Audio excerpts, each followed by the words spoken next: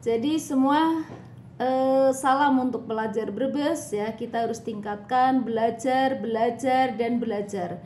Dan tetap satu bahwa saya pasti bisa. Ini ya, saya pasti bisa. Untuk itu saya himbau kepada teman-teman anak-anak kita yang pelajar-pelajar di seluruh Kabupaten Brebes, semangat terus untuk belajar, raih cita-citanya, dan insya Allah akan menjadi anak-anak yang bermanfaat untuk bangsa, negara, dan lingkungannya ya. Jadi terus dan terus semangat belajar. Dan jangan lupa menjadi pelajar yang berkarakter. Itu yang paling penting ya, pelajar yang berkarakter, yang mampu menunjukkan jati dirinya sesuai dengan nilai-nilai Pancasila yang sedang kita gaungkan, profil pelajar Pancasila. Sukses selalu untuk anak-anak kita. Sekali lagi terus dan terus belajar, saya pasti bisa. Itu slogan yang harus dimiliki semua pelajar ya. Terus belajar, saya pasti bisa. Dan jangan sampai ada kata ingin putus sekolah ya. Kita sedang menggalakkan gerakan kembali bersekolah. Jadi anak-anak kita harus menjadi anak-anak cerdas, harus menjadi anak-anak yang madani.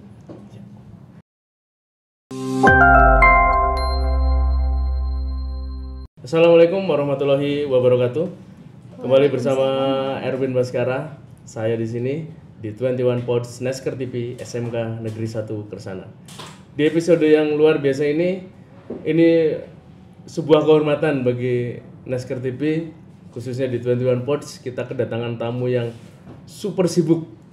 Sebenarnya di sela-sela kesibukan beliau bisa menyempatkan diri untuk kita ganggu.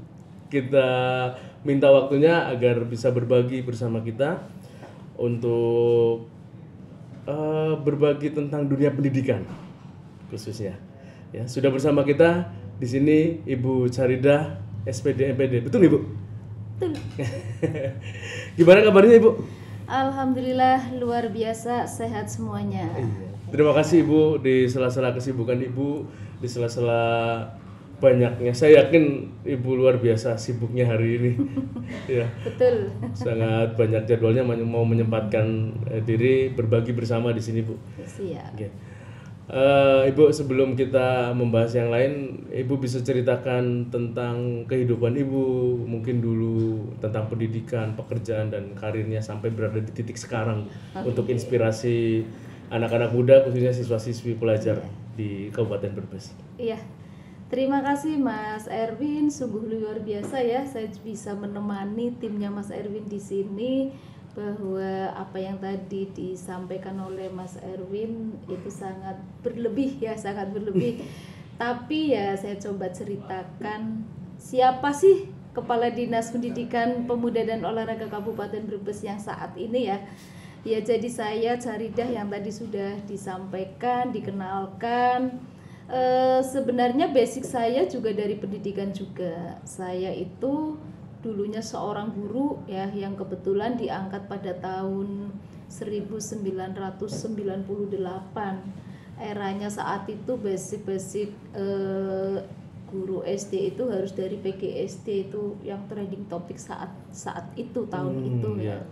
Kemudian meniti karir ya, alhamdulillah ketika jadi guru saya bukan termasuk guru yang tidur, artinya banyak prestasi yang sudah dicapai, baik untuk mengikuti guru prestasi, alhamdulillah masuk sampai provinsi, kemudian mengikuti lomba-lomba penelitian tindakan kelas saat itu nggih, yang atau penelitian tindakan kepala sekolah ketika saya menjadi kepala sekolah di tahun 2012. Dan alhamdulillah yaitu sepanjang perjalanan waktu itu, waktu, tenaga, pikiran ya kami curahkan untuk mencerdaskan anak didik yang saat itu saya bertugas.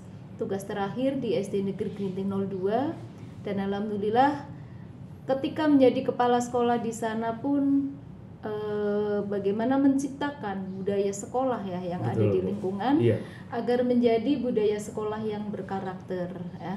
Kebetulan Grinting 2 itu pernah menjadi pilotingnya dari UNICEF tentang manajemen berbasis sekolah MBS, yang sampai ketika lomba-lomba pun alhamdulillah bisa berbicara di tingkat provinsi saat itu. Dasar dari karir itu 2020 berapa ya kemarin 2021 ya. Saya juga ikut menjadi talent scouting untuk eselon 3, alhamdulillah lulus ya. Kemudian ikut seleksi calon pengawas ya lulus. Tapi belum sampai di tempat apa ya dilantik dikukuhkan iya. Terus mengikuti JPT lelang terbuka untuk Kepala Dinas Pendidikan Pemuda dan Olahraga Kabupaten Brebes. Saat itu pesertanya 9 orang dan alhamdulillah saya salah satu pesertanya yang lolos di 3 besar dan akhirnya di Maret 2022 saya dilantik oleh Ibu Bupati Brebes saat itu menjadi Kepala Dinas Pendidikan Pemuda dan Olahraga Kabupaten Brebes. Saya ini orang asli Brebes ya Bu ya? Brebes, lahir di Brebes, yaitu tepatnya di Desa Kluwut, Kecamatan Bulakamba, Kabupaten Brebes. Kluwut terkenal ada tempat pelelangan ikan gitu. Betul, iya. Jadi saya lupa tadi Bu, mohon maaf. Ibu Sarida ini Kepala Dinas Pendidikan Pemuda dan Olahraga Kabupaten Brebes, lupa saya tadi. Berarti berkarirnya memang di dunia pendidikan dan sampai sekarang jadi Kepala Dinas Pendidikan gitu. Alhamdulillah basic dari pendidikan, jadi persoalan-persoalan apa yang ada di dunia pendidikan tahu persis, baik ya mengenai peserta didik, mengenai guru, mengenai bos dan lain sebagainya karena basic saya dari pendidikan. Iya. Karena memang tadinya terjun langsung sehingga permasalahan apapun ya sudah makan asam garam dunia pendidikan lah ibaratnya, sehingga ketika berkolaborasi dengan guru, pengawas dan kepala sekolah pun sudah terbiasa nih Bu. Alhamdulillah sudah terbiasa dengan dunia pendidikan sudah saling tahu sinergitas antara guru, kepala sekolah, pengawas dan dinas pendidikan itu sendiri. Iya. Oke Bu. Terus Dinas Pendidikan Pemuda dan Olahraga sendiri Bu sebagai yang menaungi pendidikan pemuda dan olahraga itu tugas pokoknya secara keseluruhan apa Bu? Secara garis besar saja. Jadi secara garis besar ya adalah mencerdaskan anak didik kita agar memiliki prestasi dan daya saing yang unggul ya. Kemudian juga mencetak kader generasi pemuda kita agar mempunyai kompetitif di dunia tadi berdaya saing juga. Jadi intinya itu yang penting mencetak kader di era milenial saat ini adalah kader-kader atau anak-anak didik kita di kader-kader yang anak-anak kita yang di masa mendatang masa mendatang itu bisa untuk berdaya saing. Nantinya dulu kan gembar-gembor generasi emas Indonesia. Generasi emas Indonesia itu harus mampu berdaya saing ya di tingkat global lah ya. Jangka panjangnya kan ke situ. Iya, karena nanti persaingan ke sana kan semakin ke persaingan global ya Bu. Dengan maraknya digitalisasi dan sebagainya. Betul. Jadi kita punya kewajiban membekali ya, mendidik insan-insan generasi emas kita menjadi generasi yang berkarakter, itu yang terpenting ya Mas. Terus ini Bu, di Dindikpora sendiri kan kalau kami kan di SMK sudah Dinas Pendidikan di provinsi ya, sejak 2017 ya. Sekarang di Dindikpora sendiri ada berapa bagian Bu? Bagian di bawahnya gitu, ada apa saja? Jadi Dinas Pendidikan Pemuda Olahraga Kabupaten Brebes ini membawahi yang kelompok PAUD, itu ada di bagian Kabid PNF dengan PAUD dan kesetaraan di sana. Kemudian ada SD dan SMP ya, itu bagiannya Dikdas, berarti ada di Kabid Dikdas. Kemudian pemuda dan olahraganya ada di Kabid Pora ya. Satu yang membawai tentang ketenagaan itu ada di Kabid PTK. Jadi ada 4 bidang yang membantu saya di Dinas Pendidikan ini. Iya. Berarti lengkap ya Bu ya. Lengkap ditambah 4. Dengan satu sekretaris ya Sekdin, ada Pak Rojat MPD, kemudian ada 3 kasubag yaitu Kasubag Umpek tentang kepegawaian, Kasubag Program Keuangan dan Kasubag Aset. Berarti pembantunya banyak sekali ya Bu ya? Ya alhamdulillah meringankan beban pendelegasian wewenang kepada Kasubag dan Kapil. Ibu sendiri ya berat ya Bu ya? Luar biasa. Berarti kan Mbak kalau boleh tahu berapa banyak sekolah Bu? Kira-kira saja gitu. Iya, untuk jadi SD, dari SMP kelompok misalnya. PAUD itu ya? ada 900-an ya 900 Bu, Nggih, sekabupaten. sekabupaten. Kemudian PKBM-nya ada 56 sekabupaten. Kemudian kelompok SD ini ada 980 dengan yang negeri dan swasta. Oh, negeri swasta Nggih. itu. Kalau yang SMP ini ada 77 negerinya, dengan swasta itu ada 155. Oh, itu banyak banget ya Bu. Ya? Hampir 2000 Mas lembaga sekolah yang Lembaga kami sekolah tangani, nggih, luar biasa. Itu metani anggaran, bantuan dan sebagainya juga Betul, luar biasa ya. betul. Butuh tim yang solid Bu, saya nggak membayangkan saya. Saya jujur kalau di administrasi lemah Bu.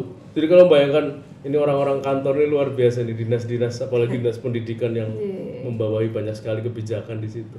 Betul.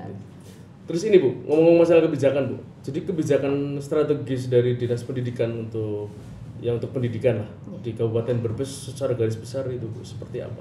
Jadi kebijakan strategisnya karena dinas pendidikan ya Mas, itu tentunya ya meningkatkan rapot mutu pendidikan kita. Oh iya, rapot mutu. Rapot mutu itu kebijakan strategis yang harus kita tempuh. Kemudian yang kedua, mencetak peserta didik kita menjadi generasi unggul, berprestasi tadi ya, mencetak prestasi. Kemudian juga yang paling penting adalah bagaimana dinas pendidikan mampu meningkatkan indeks pembangunan manusia. Nah, ini yang paling penting. PR yang dari dulu ya Bu ya. Betul. PR yang dari dulu digembor-gemborkan selalu luar biasa. Indeks pembangunan manusia. Betul. Karena kita di Jawa Tengah masih masih rendah Mas. ya? Masih nomor rendah. 35 di Provinsi Jawa Tengah. Jadi kan ada 3 indikator nih ya untuk meningkatkan IPM, ada kesehatan, ada ekonomi, ada pendidikan. Nah, tugas kami di Dinas Pendidikan yaitu bagaimana melakukan menaikkan rata-rata harapan sekolah dengan adanya program gerakan kembali bersekolah. Itu langkah strategis yang harus kita tempuh dalam menaikkan IPM itu. Iya, karena tadi juga kami sempat ngobrol dengan bintang tamu sebelumnya, memang dulu permasalahan itu untuk angka melanjutkan sekolah sangat rendah ya Bu ya, di Brebes. SD, SMP sudah kerja dan sebagainya. Sehingga memang perlu digenjot lagi itu. Iya, PR yang berat Mas ini untuk Brebes ya, khususnya Dinas Pendidikan. Tapi insya Allah ya kami optimis lah mampu menyelesaikan. Terbukti dengan kemarin Dinas Pendidikan meluncurkan program gerakan kembali bersekolah yang melalui inovasi kelas hybrid. Belum dengar hybrid. Ya kelas hybrid? Gimana itu kelas hybrid? Kelas hybrid adalah salah satu inovasi gerakan kembali bersekolah yang program ini diperuntukkan untuk anak-anak dari keluarga yang kurang mampu, yang tidak bisa bersekolah secara luring, ya nanti difasilitasi secara daring, secara hybrid. Oh, seperti itu ya Bu ya? Ya, jadi ini diperuntukkan sementara ini untuk kelas yang kelas 7 SMP, jadi menanggulangi LTM atau lulus tidak melanjutkannya SD, biar bisa kembali bersekolah di kelas hybrid. Seperti itu.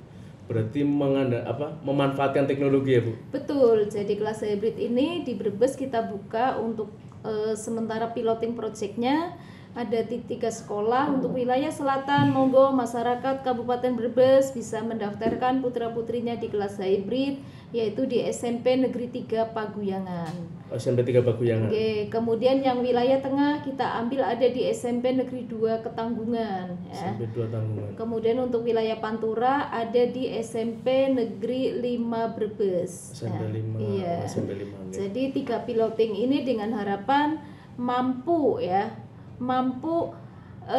mengakomodir anak-anak yang baik secara teritorial maupun secara ekonomi keluarga yang tidak mampu itu bisa bersekolah melalui kelas hybrid ini. Berarti ini mengambil pengalaman dari pandemi kemarin ya Bu? Betul. Dengan ternyata sekolah tidak harus kelas itu Tatap tidak muka berbentuk, nih, tidak harus berbentuk di ruangan, kelas, di ruangan, betul. Ternyata bisa juga dilakukan di ruangan virtual, asal sesuai dengan kesepakatan dan proses yang sesuai lah itu. Betul Mas, iya. Ini kan sebuah terobosan baru ya, inovasi dari Dinas Pendidikan itu. Iya. Terus ini Bu, dalam kebijakan tentunya ada hambatan ya Bu ya. Betul. Terutama kan Brebes ini luas sekali Bu. Luas sekali. Saya itu dulu Brebes itu taunya ya, saya Salem Bu aslinya Bu. Oh, Saya Salem, Salem ya. Saya tahu Brebes itu hanya Salem, Banjarharjo, Tanjung, Brebes udah. Terus setelah saya main ke ternyata Brebes luas sekali. Luar biasa. Luar sekali. Terus Teritorialnya teritorial luas. luar biasa dan juga benturan budaya Bu. Kita kan punya dua budaya, ada yang Betul, Jawa, Jawa dan ada yang Sunda. Sunda dan Nah. itu kan benturan-benturan seperti itu mungkin menjadi sebuah bisa jadi hambatan atau tantangan lah bagi Ibu. Itu gimana Bu? Dari tipsnya seperti itu dalam penerapan kebijakan. Ya, jadi adanya dua budaya yang tadi disebutkan, ada budaya yang Jawa dan budaya Sunda. Untuk yang Sunda, bagaimana bisa mengakomodir kepentingan Betul. anak-anak Sunda? Ya, salah satunya adalah kami sedang menyusun dan hampir terbit ya menyusun perbuk tentang bahasa Sunda. Nah, ini. Nah, jadi sekarang yang daerahnya Sunda itu ada pilihan. Ya, mau muatan lokalnya di sekolah nih, mau bahasa Jawa atau bahasa Sunda. Kami sudah memfasilitasi untuk ada muatan lokal bahasa Sunda. Ya. Jadi mohon dukungan dari masyarakat, dan untuk masyarakat Sunda jangan khawatir kalau nanti putra-putrinya, Bu saya orang Sunda kok saya harus bahasa Jawa ya, bahasa Jawanya yang ngikut yang ada di Provinsi Jawa Tengah. Enggak, kami mengakomodir dua-duanya. Dan alhamdulillah untuk bahasa Sunda juga kami bekerja sama dengan Papandayan Sunda ya. Yang di Jawa Barat itu kami ada koordinasi bersama di sana. Ada MOU ya? Ya, ada MOU-nya sehingga hierarki ya dalam bahasa itu kan ada tatanan-tatanan Ya, bahasa-bahasa, ada aturannya. ada aturan bahasa itu kami banyak belajar ke itu Papandayan Sunda itu. Ya, karena memang betul Bu, benturan kayak saya kan Sunda Bu. Yeah. Bahasa dari kecil saya Sunda. Itu kalau belajar bahasa Jawa itu rasa aduh, nggak ngerti lah itu. Kalau ada kebijakan seperti ini sangat luar biasa Bu. Jadi bisa memilih. Kalau di Salem kan full Sunda pasti milihnya Sunda Bu. Cuma kan kayak Ketanggungan apa Losari itu kan ada yang Sunda, ini bisa memilih, itu kebijakan bagus menurut saya. Tapi ya namanya kita satu tim ya, satu wilayah, artinya kita membawa Kabupaten Brebes ya akan lebih bijak. Ya, Mas Erwin yang dari Sunda pun tahu bahasa Jawa. Iya, tahu Bu kalau saya Bu. Iya. Harus dua-duanya bisa dikolaborasikan. Kebetulan sekolahnya di Brebes SMA-nya, jadi Jawa bisa, Sunda bisa lah. Sana sini bisa insya Allah. Terus ini Bu, sekarang kan sedang apa ya namanya, penerapan implementasi kurikulum Merdeka. Betul. Sejauh ini Kabupaten Brebes sudah seperti apa Bu perkembangannya? Jadi alhamdulillah untuk implementasi kurikulum Merdeka Brebes ini sudah cukup luar biasa. Sudah 89% itu per kemarin waktu tahun 2022. Ini nanti di 2023 saya harapannya itu bisa 100% ya. Jadi implementasi kurikulum merdekanya itu masih ada kendala. Untuk SD SMP alhamdulillah sudah bisa 100%, sudah terdaftar di IKM. Tapi yang SLTA yaitu SMK dan SMA ini masih ada beberapa yang belum mendaftar. Tapi mudah-mudahan 2023 ini sudah, mudah-mudahan. Kami selalu berkoordinasi dengan cabang dinas 11 Provinsi Jawa Tengah dalam rangka untuk meningkatkan dan menaikkan progres. Betul, IKM. Ya, untuk UKM. Termasuk yang PAUD juga masih ada beberapa yang belum, dan ini sedang kami lakukan pendampingan agar bisa 2023 ini selesai di sekolah yang sudah mendaftar di IKM. Nah, menurut pendapat Ibu pribadi Bu, tentang kurikulum Merdeka itu seperti apa Bu? Kita kan kadang ganti kurikulum sebagai guru aja Bu ya, belajar lagi sehingga harus ya memang kita harus belajar terus gitu loh. Nah, menurut Ibu sendiri seperti apa Bu untuk kurikulum Merdeka, kaitannya dengan nantinya output kita kan berbicara tentang output. Betul. Jadi sebenarnya kalau kita pelajari secara historinya itu semua kurikulum itu baik. Semua kurikulum baik dan semua juga ingin mencetak generasi emas kita, semuanya itu. Hanya tinggal bagaimana mengimplementasikan perubahan kurikulum itu menjadi paradigma baru. Ya. Nah, dengan adanya kurikulum Merdeka menurut saya ini sangat bagus, karena di kurikulum Merdeka ini adalah ada satu titik yang harus kita garap, yaitu penguatan profil pelajar Pancasila. Nah, itu kan menjadi apa ya, dari kurikulum 2013 juga mengatakan kurikulum berkarakter. Tetapi ketika implementasi dalam proses pembelajarannya apakah sudah mengakomodir ya nilai-nilai karakter. Nah, ketika dirasa bahwa kok masih ada celah yang perlu dilengkapi, maka hadirlah kurikulum kurikulum Merdeka ini, di mana kurikulum Merdeka ini betul-betul kita dibuat merdeka. Kemudian guru-guru juga harus mengikuti pola-pola untuk di plafon Merdeka mengajarnya sebagai penunjang keberhasilan nantinya di profil pelajar Pancasilanya ini.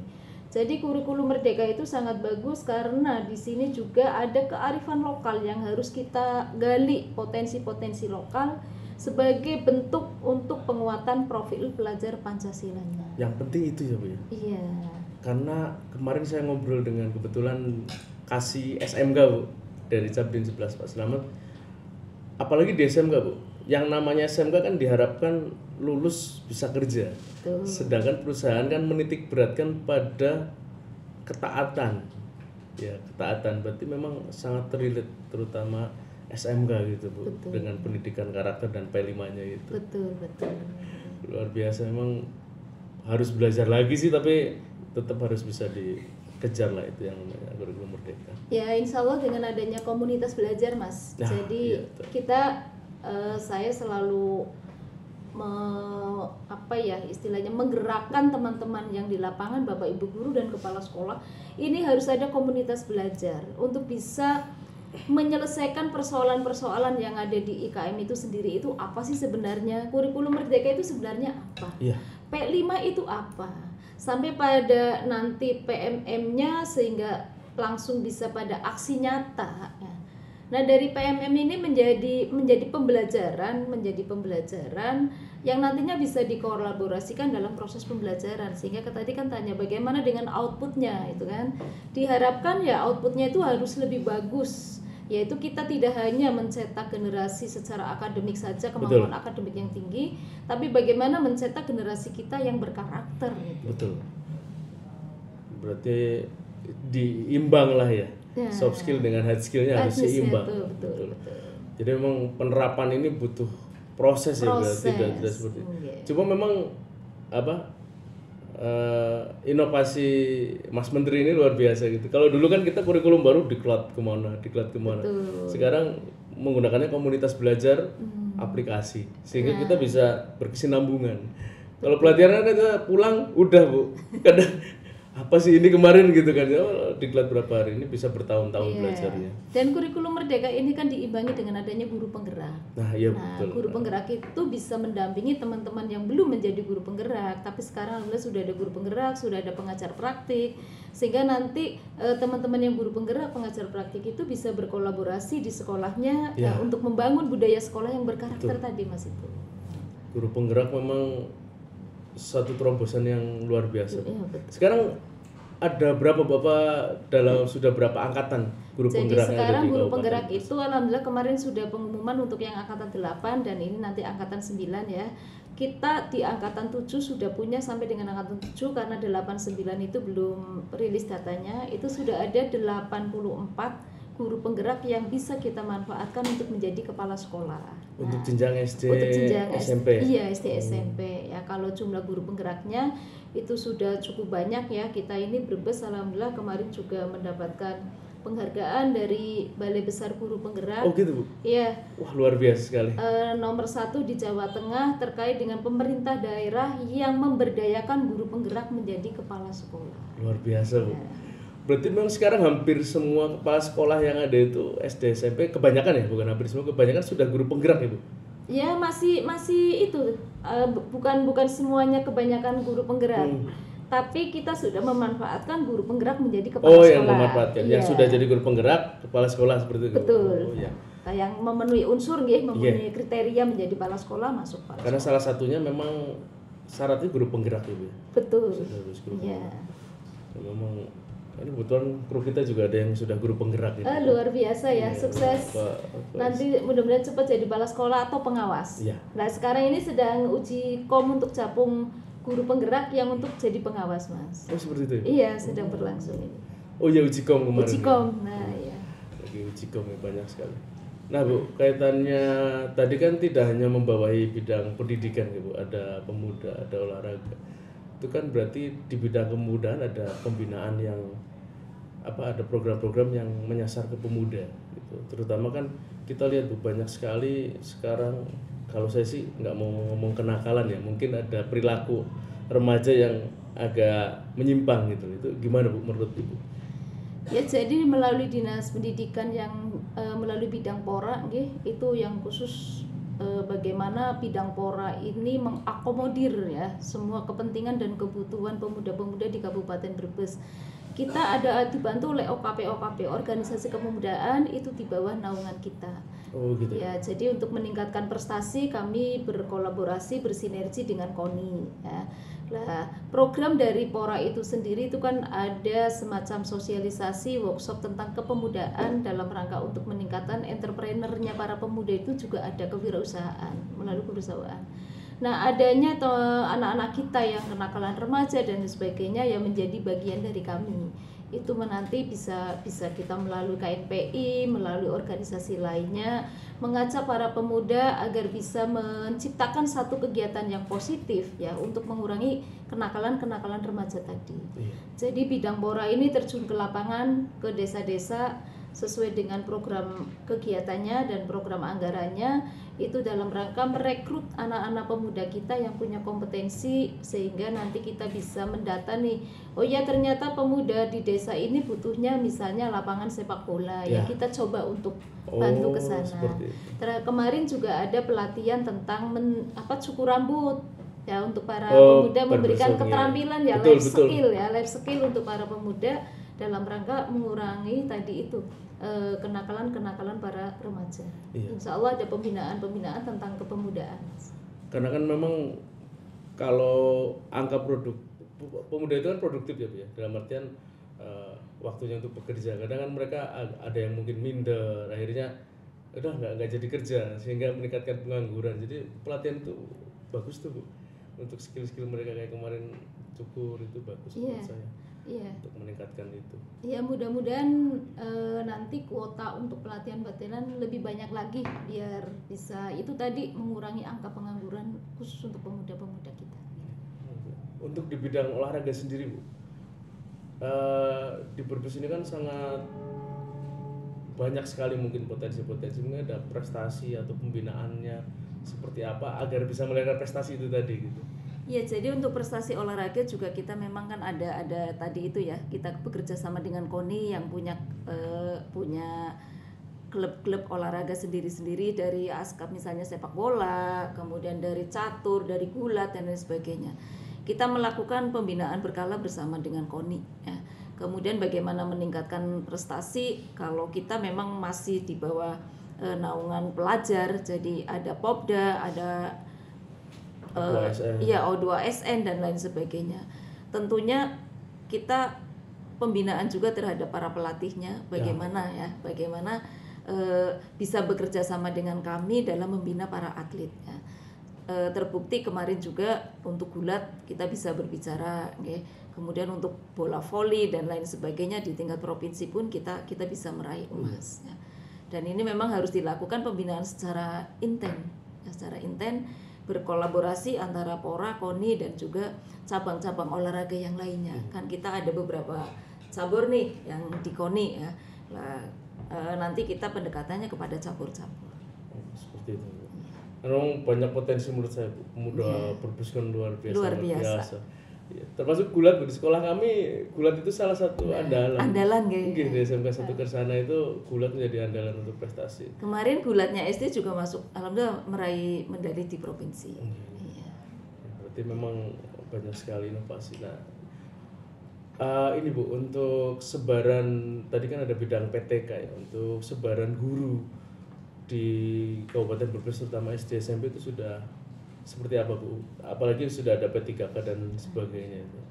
Sebenarnya untuk sebaran itu kan ada di bidang PTK tadi ya Mas ya. Itu memang dengan adanya P3K yang kemarin tahap 1-2 itu kan memang diploting dari pusat sehingga ini ada beberapa yang misalnya di SD ini sudah ada guru agama, datang guru agama lagi. Nah, itu jadi masalah itu. Jadi masalah nggih. Tapi kami mencoba sedang mapping kembali dan nanti akan berkoordinasi dengan Kemendikbudristek dan juga Kemenpan RB terkait dengan sebaran-sebaran ini biar tidak tumpang tindih. Ya, betul. Nah, ini tugas kami untuk menata kembali, Mas. Mudah-mudahan ya nanti bisa dikelirkan agar tidak ada teman-teman guru yang kehilangan jam pelajarannya karena sudah ada saat tadi guru agamanya sudah penuh dapat guru agama. Iya, betul. Nah, insya Allah kami tata ulang, Mas. Ya, istri saya kan guru bahasa Inggris, Bu. Ketempatan. Dia nyari sekolah lagi. Nah, gitu. Tapi alhamdulillah udah dapat lagi. Sudah gitu. ya, insya Allah tetap kami akan selalu berkoordinasi dengan Kemendikbudristek.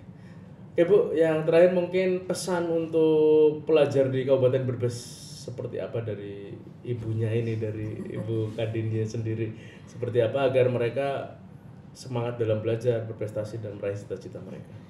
Jadi semua salam untuk pelajar Brebes ya, kita harus tingkatkan belajar dan tetap satu bahwa saya pasti bisa. Ini ya, saya pasti bisa. Untuk itu saya himbau kepada teman-teman anak-anak kita yang pelajar-pelajar di seluruh Kabupaten Brebes, semangat terus untuk belajar, raih cita-citanya dan insya Allah akan menjadi anak-anak yang bermanfaat untuk bangsa negara dan lingkungannya ya.